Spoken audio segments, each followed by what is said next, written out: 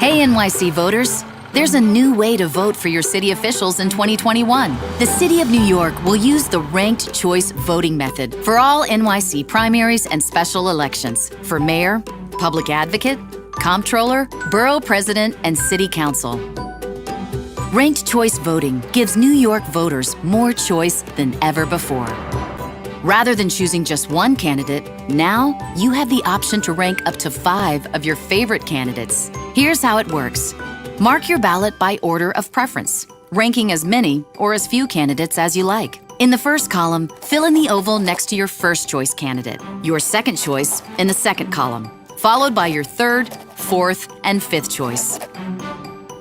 At the close of Election Day, all first choice votes are counted. The candidate to receive over 50% of votes wins.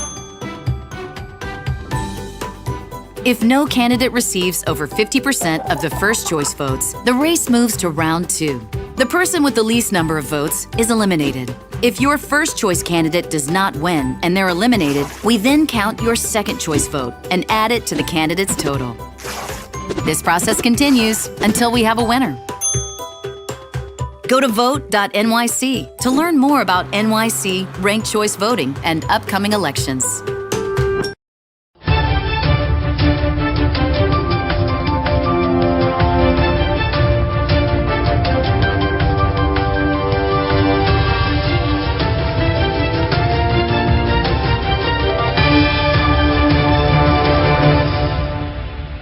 Good evening, everyone. My name is Aaliyah Abraham, the founder of the Black Resource Network. Welcome to Black Politics and Leadership, where we speak with several of the candidates running to be our next mayor in New York City. Tonight's guest is Mr. Eric Adams. Let's begin our program with a few words from Mr. Adams on why he's running and a little on his history. My name is Eric Adams, and I'm running to be the mayor of the city of New York. And I really want people to think differently about this election because it is said that you campaign in poetry and you govern in policy, but I am campaigning in policy, not poetry, because I want to be honest with our people. Our city is dysfunctional, and cities are made up of agencies. And if those agencies are not aligned with each other, they're going to produce inefficiencies that leads to injustices and inequalities.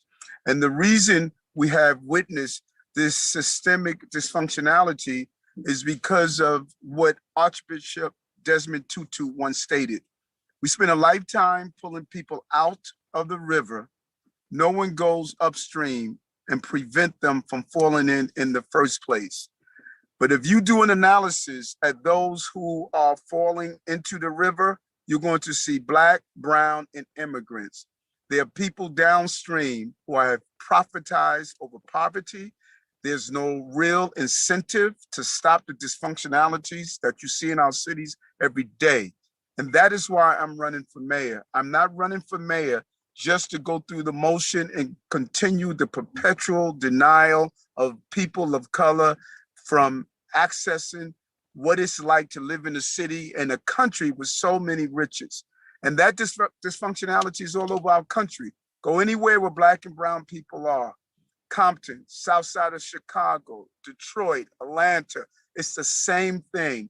We can turn the corner on this. I've committed my life to this. From the days that I was arrested in South Jamaica, Queens, beat by police officers, went into the police department, started 100 Blacks in law enforcement, continued to fight, and I will continue to fight as long as I'm serving you in this city. Thank you, Mr. Adams. At this time, I'd like to introduce our host for our question and answer portion, Ms. Stephanie Delia. Thank you so much for joining us for President. This is an incredible pleasure and an honor. I have a crew behind me. I hope you can see everyone. Yes, I do. And I guess if at any point they have something burning to say, they'll let me know they want to jump in. I want to go back a little bit. You have been in politics for a really long time, first as a state senator, and now you're borough president. And for a while before that, you were the captain of the police force. And I've heard you mention a lot about your story about you and your brother getting arrested at 15 and being a victim of police brutality.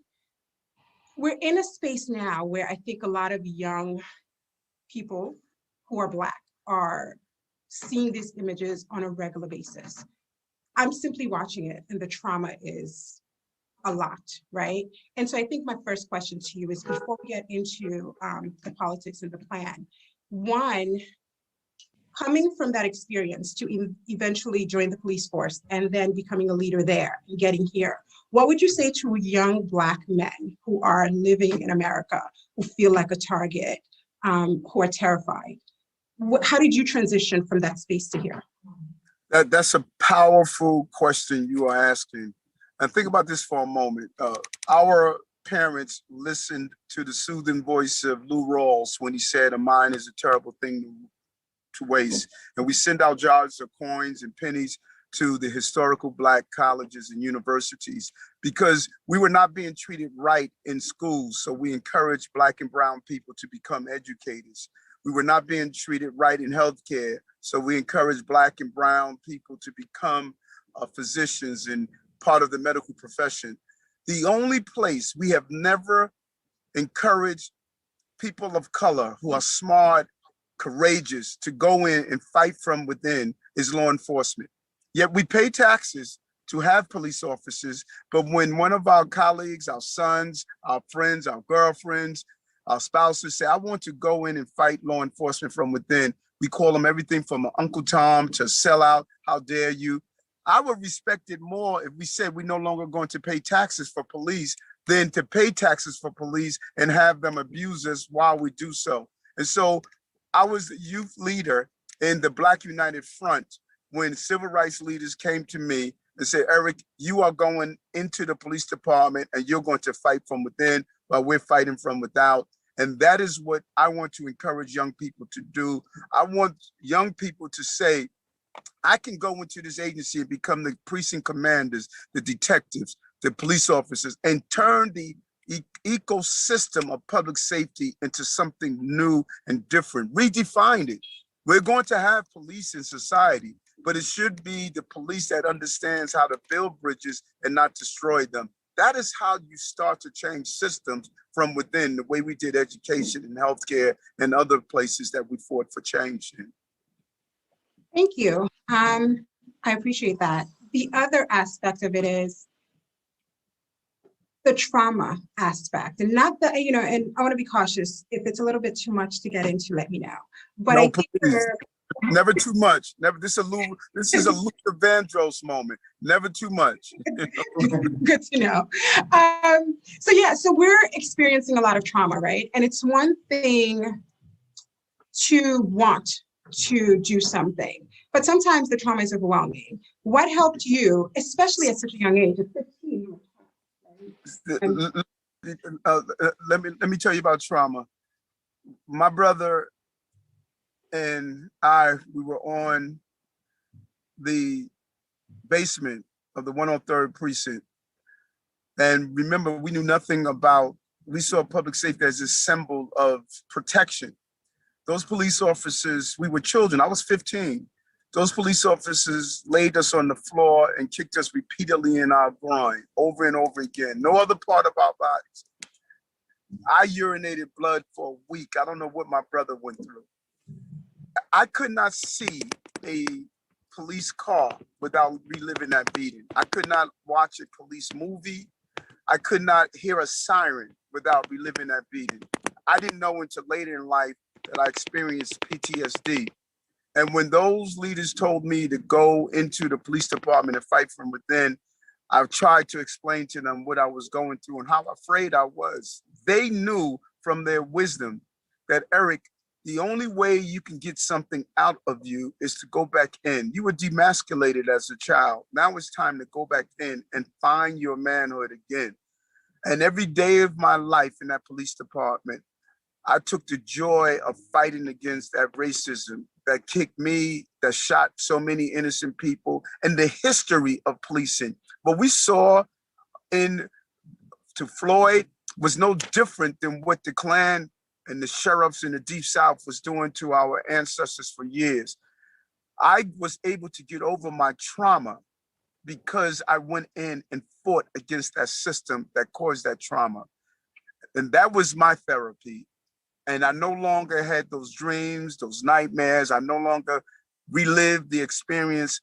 In order for me to get it out of me, I had to go in and fight from within. Thank you for sharing. I didn't know those other details. Yeah, my heart goes out to you. You're gonna have to lighten up the load a little because that was more intense than I anticipated. Welcome back to Queens. Thank you. Even though it's virtually. I know growing up, you're from here, even though, you know, you're currently the borough president of Brooklyn right now. I know there's a, you know, in your heart, you know, still a part of you that's with Queens. So we're claiming you. I know you don't choose between Brooklyn and Queens. I've heard you say it a few times, but deep down inside, I think you've chosen us. You just don't want to admit it. At least that's our theory. We're going to jump into education right now. Our schools haven't been performing at the level that they need to in order for our youth to be able to compete. What makes it unique for Southeast Queens specifically is that all of the factors that normally exist when a community has great schools exist with us, right? About 44% of our residents are homeowners. We're at $60,000 median income. We're at a 4% unemployment rate. We generally have a lot of factors that usually correlate with schools that perform well, and yet still we lag far behind. One, why do you think that is the case? And two, how should we expect your plan to address our issues specifically? Education is everything for me. And I don't use it as a slogan or a bumper sticker that many people attempt to use it as. You know, all children can learn. Hey, we heard that before. Stop. We don't want to hear all that BS. What we need to do is really have a definition of what education is. We spend all our time focusing on what children are learning and not how children learn. We need to redefine education. Education is not K through 12. It's prenatal through profession. The first classroom is in a mother's womb.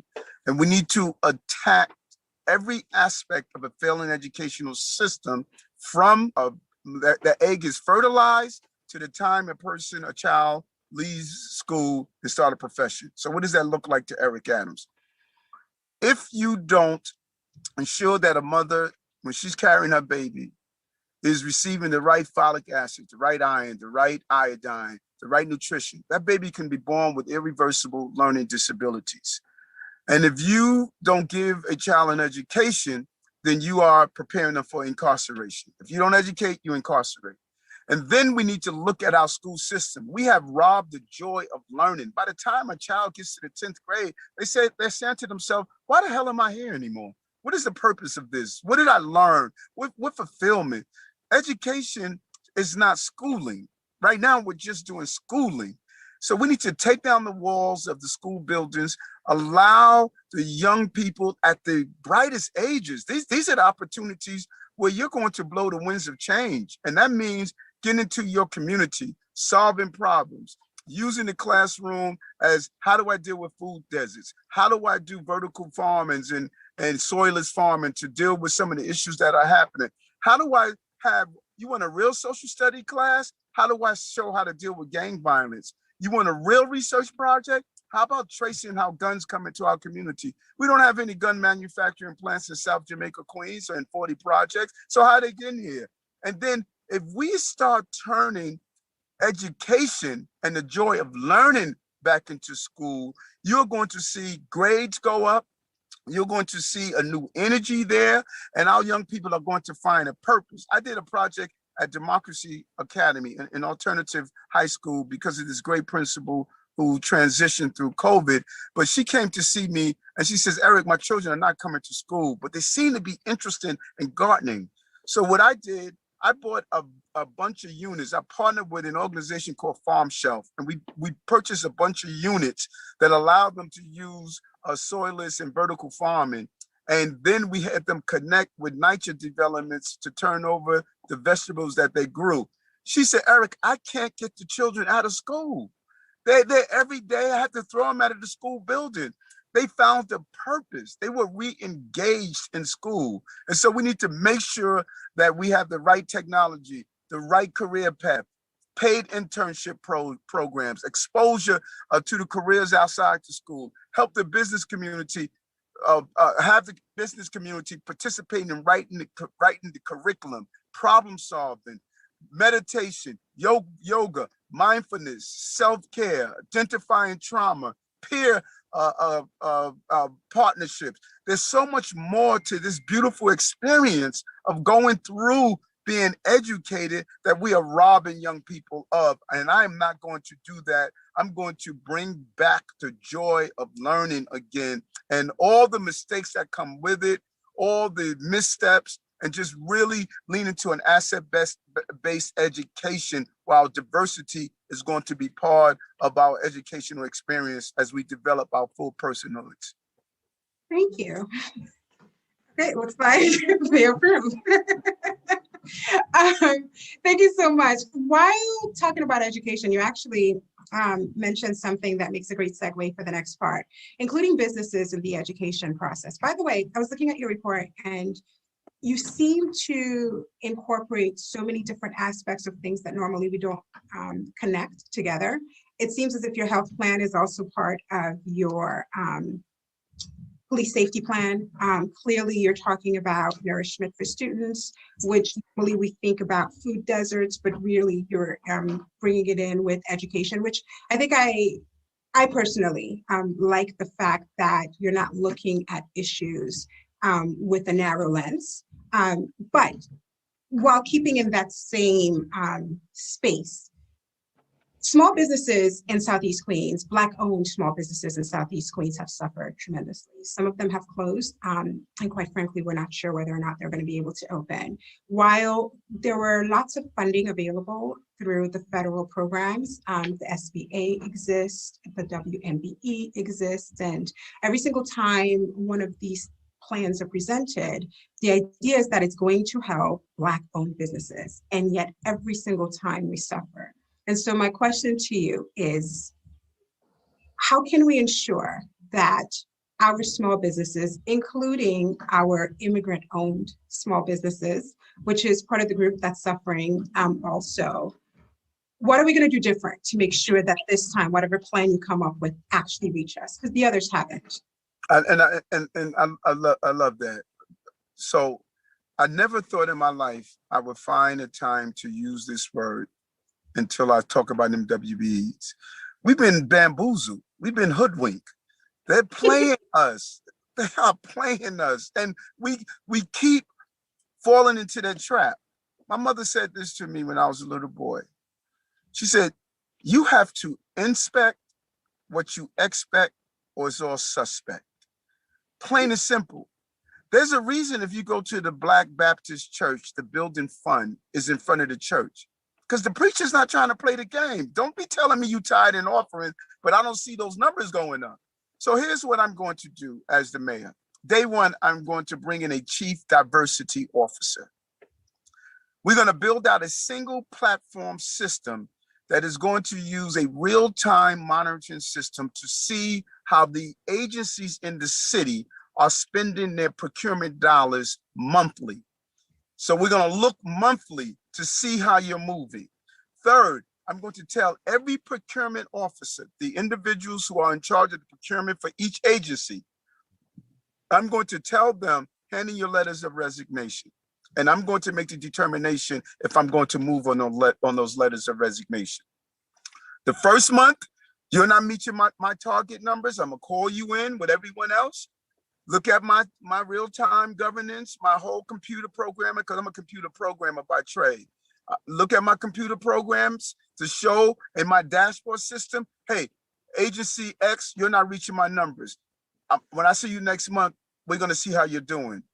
Month 2 comes, your final warning. Month 3 comes, I'm moving against the letter of resignation. I'm gonna put someone in there that understands I'm serious about you reaching 40% MWBEs. And then we're going to say, we're going to target just those communities that were hardest hit by COVID virus. They're going to have a special pot of money that those communities and areas that were hardest hit or hit with foreclosures. So I'm going to create the algorithm that's going to target the communities that have historically been denied access to the procurement contracts.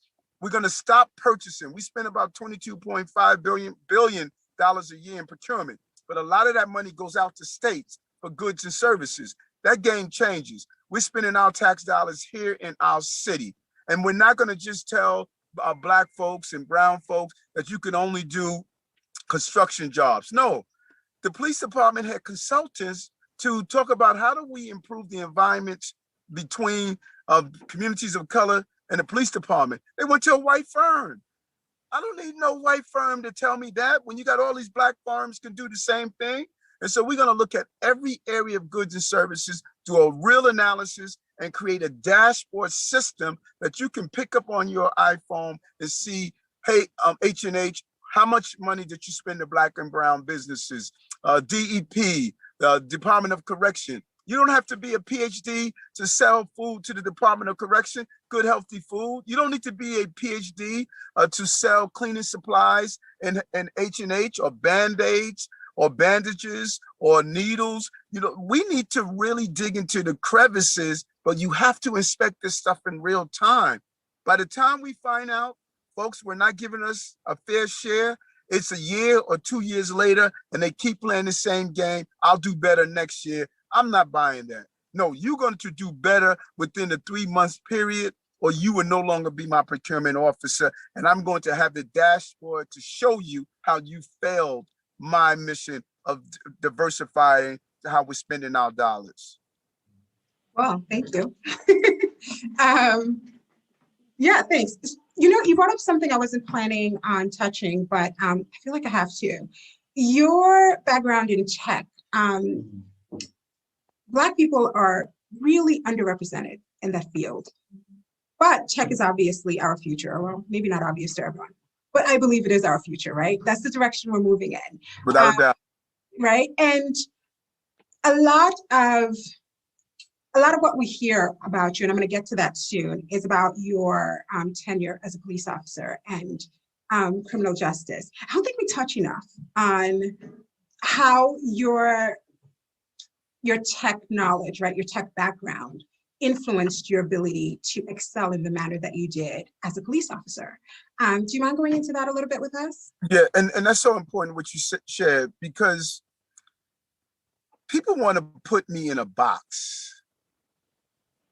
You know, they want to, well, you're this, you're that, you're this, you know, you're to this, you're to that. No, I'm not. I'm Eric. You know, I'm Eric. That's it. That's it. You know, I am who I am, and I'm not going to line up on what people want to define me as. I am Eric, and I'm not new to this. I'm true to this. I'm committed to the people of this city. And so when I came into the city of New York as a police officer, as I stated, I was recruited in. And, you know, the ancestors and the creator has an excellent, they have an excellent ability that you may think that you went off course when in fact, I was so much on course. Our city was dealing with 2,000 homicides a year, predominantly in Black and brown communities, 98,000 robberies, crack epidemic that was just pervasive. South Jamaica, Queens, Fat Cat Nichols, kilos, all of the drugs were everywhere. And I came in, we were at a place when we stated we can use technology to take crime from being reactive to proactive to predictive. Now, the police department has a lot of work to do around justice, but we were able to use technology to finally look at how do we deal with predatory crimes. And I was one of the programmers in the transit police that started the first initiative of that.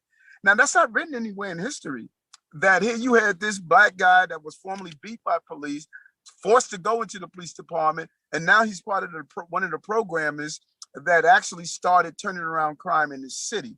And it led to the unprecedented decrease in crime in this city, and it turned around our economy. Because let me tell you something, don't let anybody kid you. The prerequisite to prosperity is public safety. If you can't get to church safe, to school safe, to your job safe, if your babies can't play in the park, St. Albans Park, or a Corona Park or whatever park, if they're not safe, you don't have a city and you don't have a community. And so using that technology, I was able to move forward and start the process of making our city safe. But I also know from that every agency in the city should be moving to a real-time governance model using technology to run our cities better. Right now, we are dysfunctional, and the dysfunctionality is creating the inefficiencies that's leading to the inequalities that you see every day. Thank you. And I really do appreciate that perspective because, like I said, I do believe that technology is part of every aspect of the future. Okay, so now we're going to get to the question that I know everybody has asked, but I'm curious from a different angle. I know everybody has heard you about your plan for police reform because obviously as a former captain, that's what we usually go to. My question is a little bit different though. Yes. The current mayor proposed reforms, and I think we can agree at the beginning he attempted to, and he was hit pretty hard with a wall very early on. And so my question to you is, how do you plan to get past that proverbial blue wall? I know you come from the inside, but it's a powerful wall. And while we can talk about police reform all we want, at one point, in order to make change, you got to get past that part.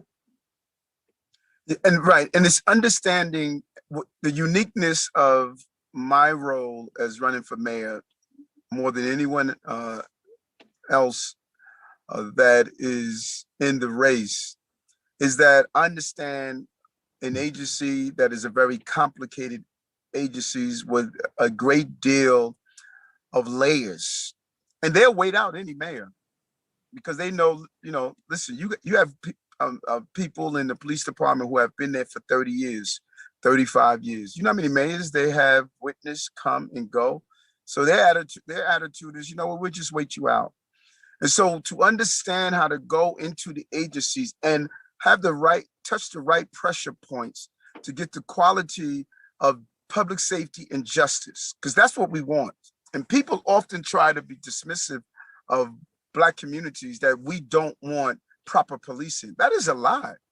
I have never went to one community meeting where the residents stated, we don't want more cops on our block. No, they said we want them to do their job. We want them not to be disrespectful. We want them not to be stopping our children. We want them not to shoot our children. We don't want them kicking in our doors because they got an address mixed up. They want them to do their job. And that is very important. But I also understand something else. Young people should dislike the cops. I mean, come on, it doesn't bother me that young people say, well, you know what, you were ex-popo. I don't know if I'm gonna like you. That's all right. I didn't like the cops. They were telling me everything I couldn't do. When I tried to smoke my blunt, it was telling me, what are you doing? So that's perfectly all right. But remember, I'm 60 years old. And my view of life is going to be different than someone who's 17, 18. We're supposed to be pushing each other at two ends of the spectrum so we can get to the middle. And I guarantee you, when you have your children, you're going to start saying, you know what, I sound like Eric Adams. That is nothing wrong with that.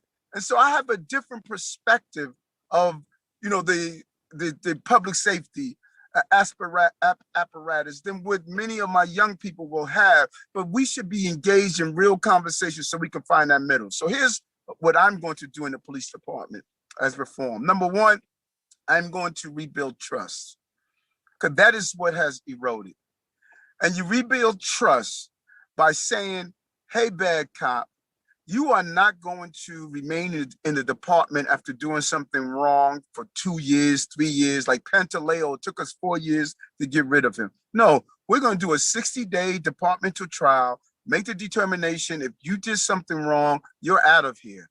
We're not going to allow you to remain and use policing as a safe haven for you to stay there and continue to be abusive. And I'm going to have a zero tolerance on if you are on the scene and you witness your colleague do something wrong, just as if a bad guy witness or he's on the scene when someone does a robbery, he's charged with acting in concert, then that police officer who's on the scene and does not take affirmative steps to stop someone from doing something wrong, that's his colleague, he's charged with acting in concert. He gets out of there at the same time as his partner gets out of there.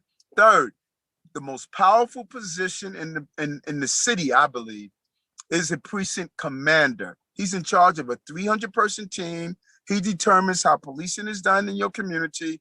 The city is divided by precincts. Eric Adams as mayor, the community will interview and pick the precinct commanders in their communities. They will use the new law 50A to look at his background to see if he's the right fit. We don't know who these cats are now.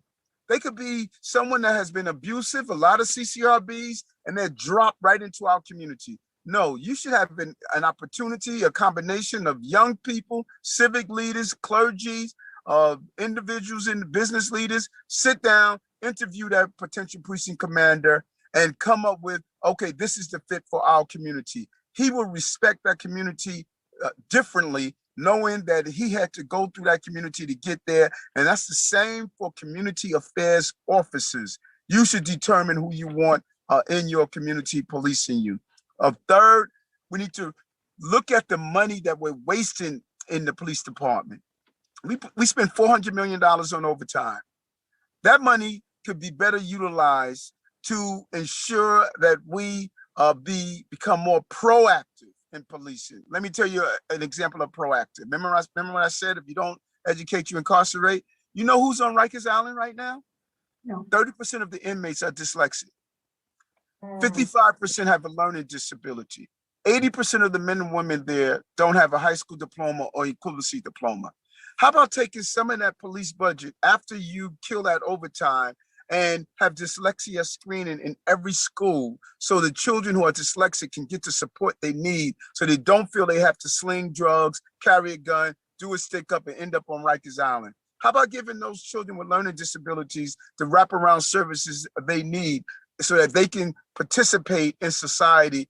A learning disability should not be a death sentence. Or how about foster children that age out at 21? If we just spend $50 million of the police budget and allow them to age out at 26 with life coaches and give them the support, instead of 12% graduating from high school, 90% graduate from high school, instead of them dealing with mental illnesses, homelessness, victims of crimes, participating in crime, we can cut that down substantially. Those are the proactive upstream things we need to do to prevent us from pulling people out of the river downstream and in the criminal justice system. And that is how you use your dollars to change the ecosystem of public safety and have the right reform where we can rebuild trust between police and communities. Thank you. So quick confession, I was checking out your plan and so that you mentioned that you wanted to publicize police records. And up until this very moment, I wasn't sure what purpose that would have because I was like, well, we already know that they're doing harm. Now that you've mentioned that you'd like communities to have an opportunity to participate in choosing the commander, I get it. So I just wanted to confess that. Thank you. And we should go one step further to be, and you just gave me an idea that I didn't even think of. We should also review the records of officers to say, do we want them assigned in our community? I mean, if you have a record of this is what they do traditionally. Communities where you have the greatest level of tension between police and communities, you have the worst officers assigned in. So communities should be able to say, hey, you know what, Officer Johnson, you just got too many CCRBs for me. We don't want you here in the 103rd. We don't want you here in the 73rd. Go somewhere else. Those communities who are saying no matter what cops do, they don't do anything wrong. Then you know what? You get Officer Johnson if he's so special. If you love him that much with all of these CCRBs, let him patrol your community. Since he does no wrong, let him not do any wrong on your community. Thank you. I like that. I think they do too. But you know, you have to give us a shout out when you implement that, right? BRN helps you. Also have to shout out that from a criminal justice perspective, I too went to John Jay. I think one of my audiences too. Between Queens and John Jay, we're kind of vibing here. All right, so I'm gonna make a switch. Thank you, by the way.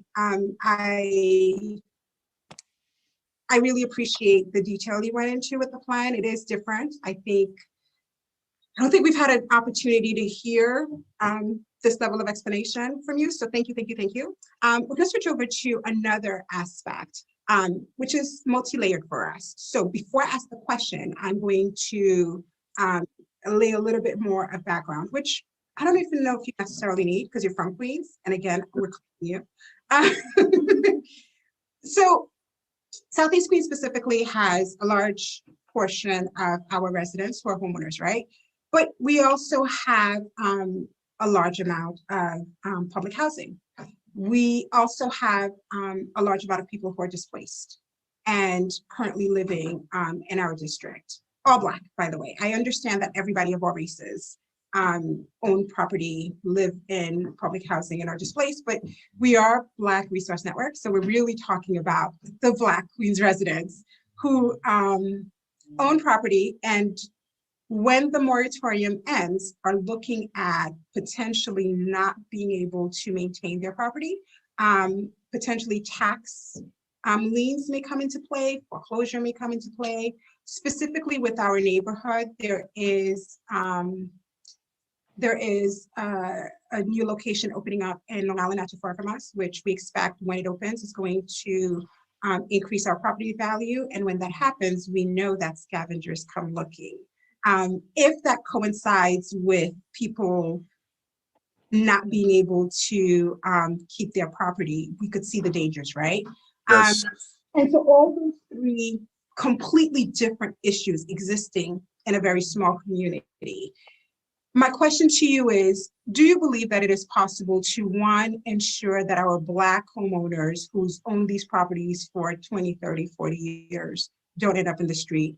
Also make sure that these displaced individuals that are living in shelters in our community don't just get stuck in the shelters, right? There's a path to getting to permanent housing for them, and our renters whom may not be able to take over their parents' properties, whom are saddled with student debt and therefore may not be able to buy a house, aren't priced out.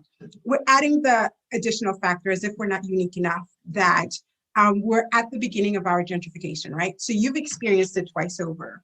We all existed when it happened in Harlem, and it was the first community where we saw it change drastically.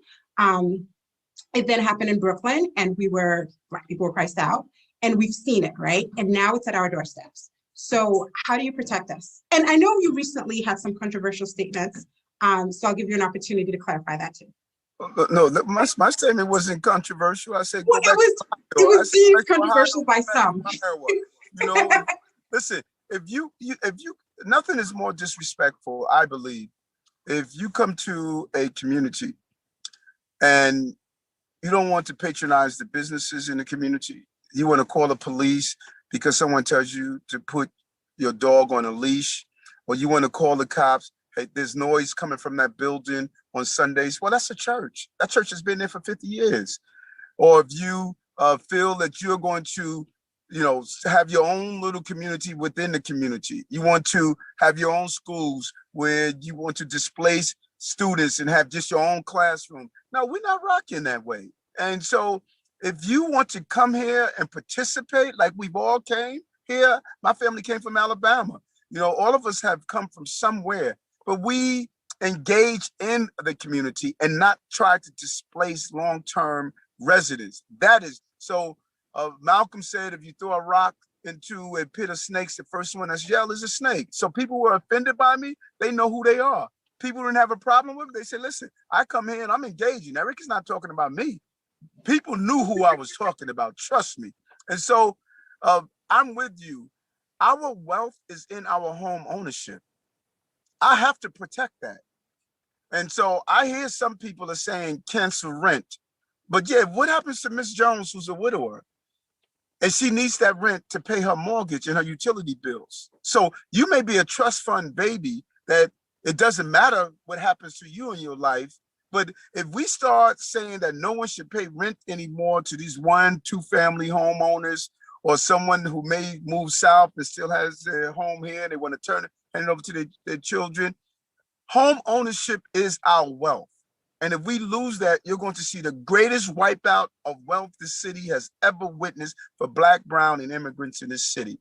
And so let's protect those who need assistance because of real hardship and they can't pay rent, but the money that comes from the federal government and the state government should go to those small landlords so they can hold on to their property. They can pay their mortgages, they can pay their utility bills, and they can hold on to their property because we can't lose it. There's no reason to take a person's property because they're back in their taxes. Let's wait until they sell their property and then you can get your cut and share. Okay. You're not going anywhere in New York City. So let's not act like you're going somewhere where you're selling off the lien of someone's home and then you're going to displace them. No, we should not be moving people out of their homes because of their water bills, because of their tax liens, which were unfair to start with. So we need to protect homeowners, keep them in their homes. Whatever they owe to us, we can get it in the back end when the individual either sells, transfers the lease.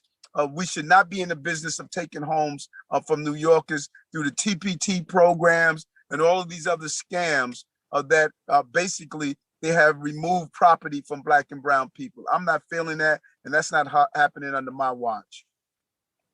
Thank you. And anything, do you have any plans regarding the large amount of people who have been displaced, who are in temporary housing and shelters?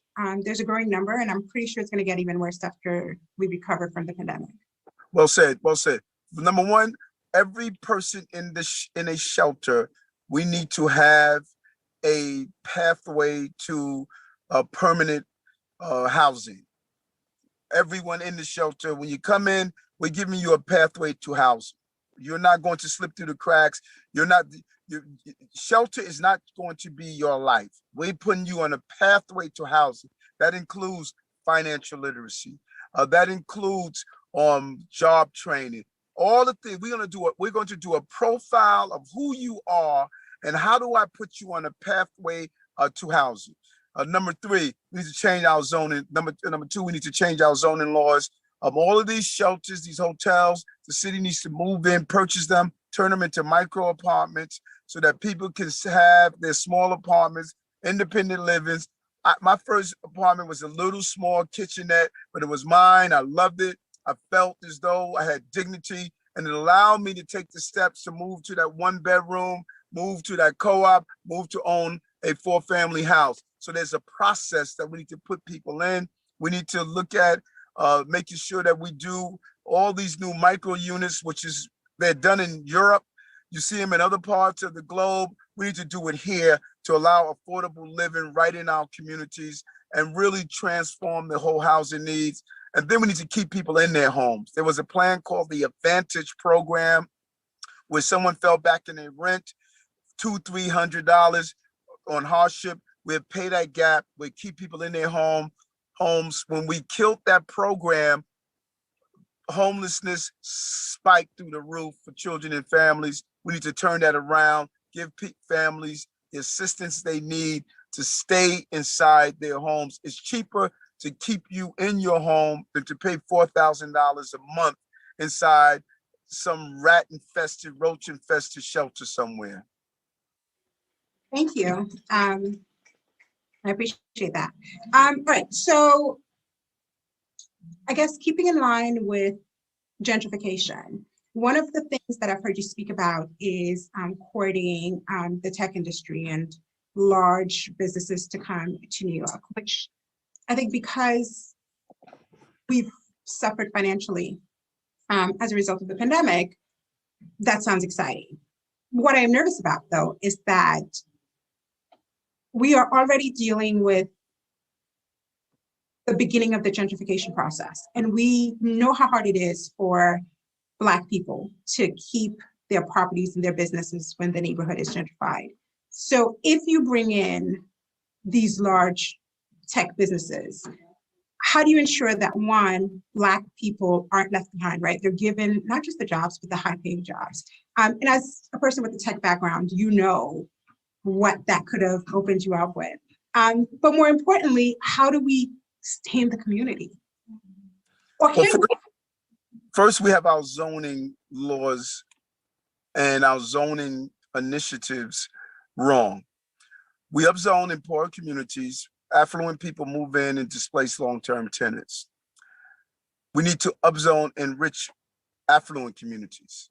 From 42nd Street down to 14th Street, from 9th Avenue over to Park Avenue. We need to go to places like Soho, upzone, and move poorer people into affluent communities. Because remember, one solution must solve a multitude of problems. So if I take Bebe and his crew and move him into the communities that I just described, what am I doing in the process? I'm giving them access to healthy food, transit-rich communities, and I'm also integrating those darn schools. So we need to be saying to the entire city of New York, the housing crisis is a citywide crisis. It's not a crisis just in the St. Albans, Queens, the Bed-Stuys, the Crown Heights, the Bronx. No, it's a citywide crisis, and those areas have been ignored for far too long, doing their share of dealing with the affordable housing crisis. And then we need to move to something that we've ignored and moved away from: home ownership. And doesn't only mean a home, but a co-op, a condominium, Mitchellama, Nehemiah. We had these programs before. I do better at the end of 4 years, placing as many New Yorkers, Black and brown and immigrant New Yorkers, in homes. Because then no matter what happens, they are stabilized. They're not worrying about, hey, I'm being gentrified out of my home. No, you own your home and you could have a stake in your community. And that is so important. You go over to Brownsville, where they did many of the Nehemiah houses in East New York and in Brownsville. You see those civil servants. You see those even low-income New Yorkers who are able to hold on to their homes. They're doing very well right now, and they're able to pass down that wealth to their families. Go to the Nehemiah houses. You see that stabilized many communities because of the Nehemiah houses and those affordable co-ops. We need to get back into that business, subsidizing housing where people are able to hold on to their homes. And then we have to protect NYCHA. Public housing must stay public, but it has to become a first-class living environment, and we can do that. Thank you. I have most of my questions, but I'm going to turn it to you here.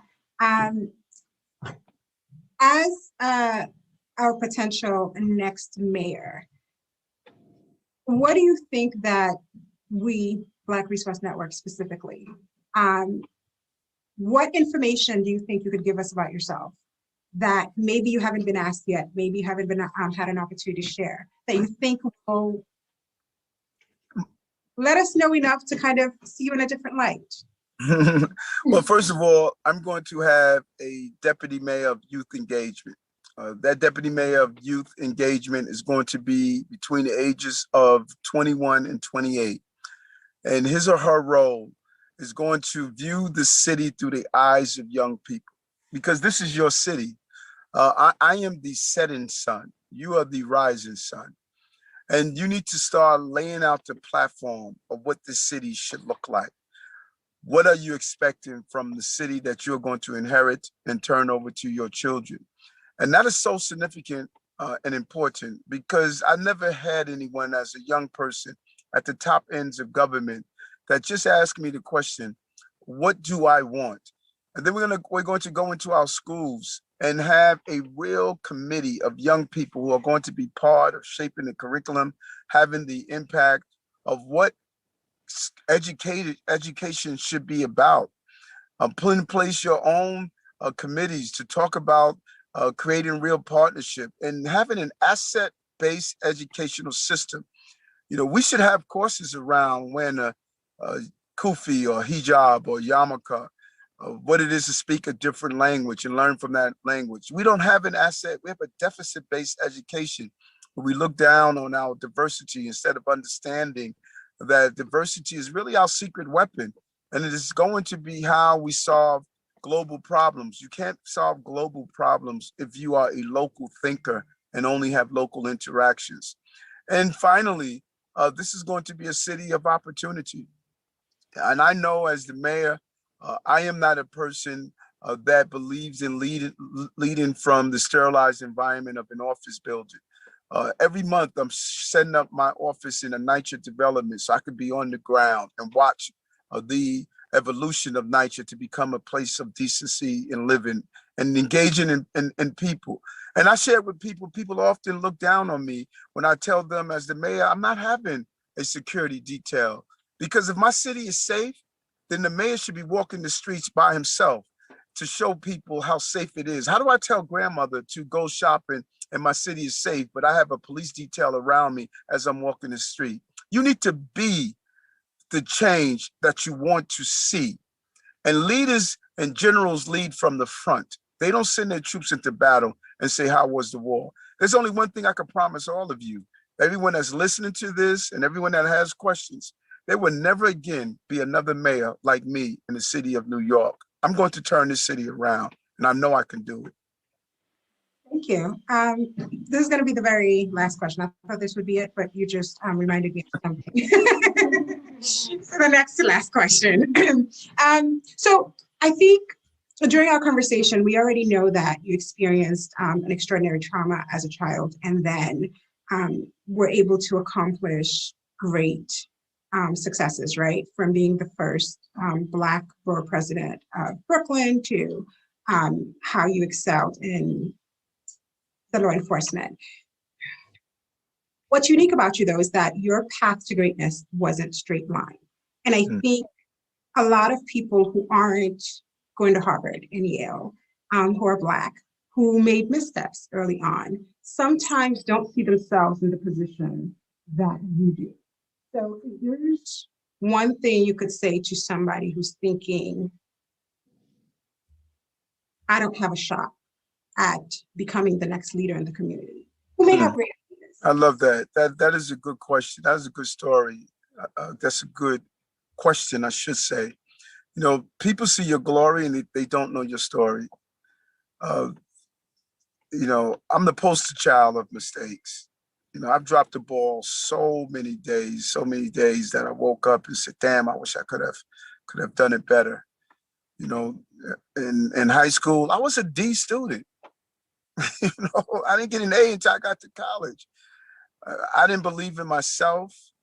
I was a number runner at 12 years old. I remember taking a nickel bag and rolling a bunch of single joints so I could have enough to buy a new pair of Converse sneakers. It was hard. And, all I had was a mother that prayed and prayed a lot. But I just never stopped believing in myself. And even now, when people talk about, like, who do you think you are? You could run for mayor of the city of New York. You didn't go to Harvard and Yale. You went to jail. You're a CUNY grad, but look at where we are. We're at the top of the polls. We raised $9.1 million. We've outraised the entire field. The closest person to us is $500,000 away, and the rest are millions of dollars away from us. I am you. And I tell all those folks out there who have made a mistake and people counted them out, I am you. I am you. I'm just a blue collar, everyday guy. Used to be a dishwasher, worked in the mailroom, went to school at night. Just what everyone else is going through. Their story is my story. I'm a mayor that has gone through a lot. And now I'm going to help people that are going through a lot. All I'm saying to everyone out there, just don't give up. Believe in yourself, even when no one else believes in you. And listen, lions do not care about the opinions of sheeps. So just be a lion. I cannot think of a better last word. So on that note, I cannot thank you enough for taking the time and being so open with us. I really feel like this was a conversation where I got to know more about you than I did from watching any of your other interviews. I won't disclose how many I watched, but let's just say I watched a few. And yet I learned some new things about you. This was an amazing conversation. Thank you. Good luck. I don't think you need much of it, but you know, I'm looking forward to seeing what's next. I know you're going to accomplish great things, and I'm looking forward to connecting with you on behalf of BRN. Thank you so much for joining us, everyone. I hope the information you've heard tonight can help you make a better decision on who to choose for our next mayor. And if you haven't filled out our questionnaire asking you what you'd like to see in a mayor and what issues are important to you, please follow our link and fill out our form. Thank you. Bye for now.